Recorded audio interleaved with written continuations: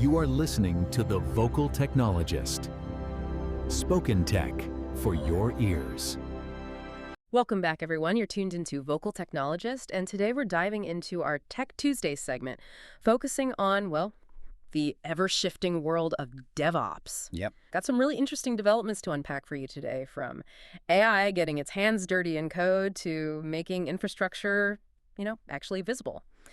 All right, let's jump right in.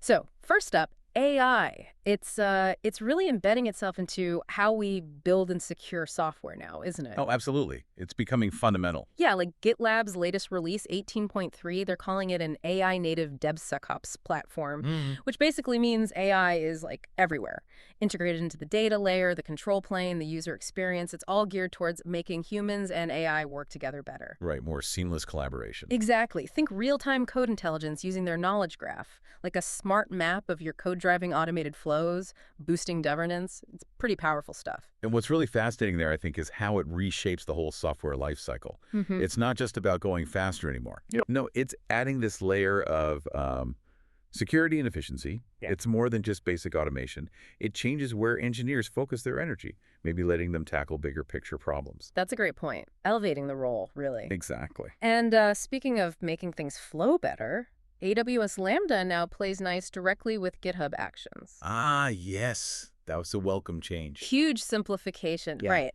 If you've ever dealt with deploying functions manually, you know the pain. So now you push code or config changes to GitHub, and boom, your Lambda function deploys automatically.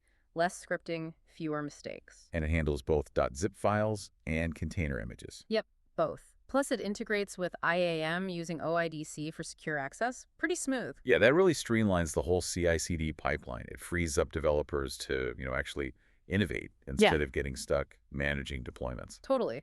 Okay, so moving from automation, let's talk about managing infrastructure. It can feel like wrestling a beast sometimes. Tell me about it. But what if you could see your Terraform setup? Not just scroll through code. That's where these Terraform GUIs are popping up. Right, visual tools for IAC. Yeah, tools like Gaia, Spacelift, Terraform Cloud. They give you these visual interfaces. Teams can plan, apply, monitor infrastructure without just using the command line. Makes sense. Plus, they have features for collaboration, policy checks, automating workflows. Which brings up a really important point about accessibility, doesn't it? Visual tools kind of democratize infrastructure as code. How so? Well, it just makes it easier for more people on the team to understand what's going on, to manage these complex setups. But, and this is key, you still need that rigor. Right. You need the guardrails. Easy doesn't mean careless. Exactly. You need policy enforcement baked in. It's a balance. Gotcha. Okay, so shifting from management tools to something more foundational. Apache Kafka. Ah, Kafka, the backbone of so many systems. Right. But why was it even created? Turns out it came out of pure necessity at LinkedIn back in, 2012? That's right. They were struggling with all these separate fragile data pipelines. A mess, basically. Pretty much. They needed something robust, scalable, real-time. Something with clear data ownership and, crucially, schema-driven integration to tie it all together. It's fascinating how these core technologies often start from solving one company's big headache. It really is. And interestingly, while schemas were so central to Kafka's origin story, enforcing them consistently turned out to be, a challenge later on. Oh. Yeah, a lesson learned, And it still informs how we think about designing big, scalable systems today, the importance of strong contracts. Huh. Good point. Okay, last big topic, observability. Can't live without it these days. Non-negotiable. And it keeps getting easier to get those deep insights. Take this tool, Bela. Heard of it? I have, yeah. The eBPF-based one. Exactly. Open source uses eBPF, that powerful Linux kernel tech, for zero-code instrumentation. Makes observability, even in a home lab, super straightforward. Zero code is the magic phrase there. Right. It uses open telemetry standards to give you application and network visibility for pretty much any Linux app. Collects those vital RED metrics, rate, error, duration, plus distributed traces. All without touching the application code itself. Not a line. And bonus, it's been donated to the Open Telemetry project now. Which is great for the community. And it really showcases the power of eBPF, doesn't it? Getting that deep telemetry at runtime, regardless of the application.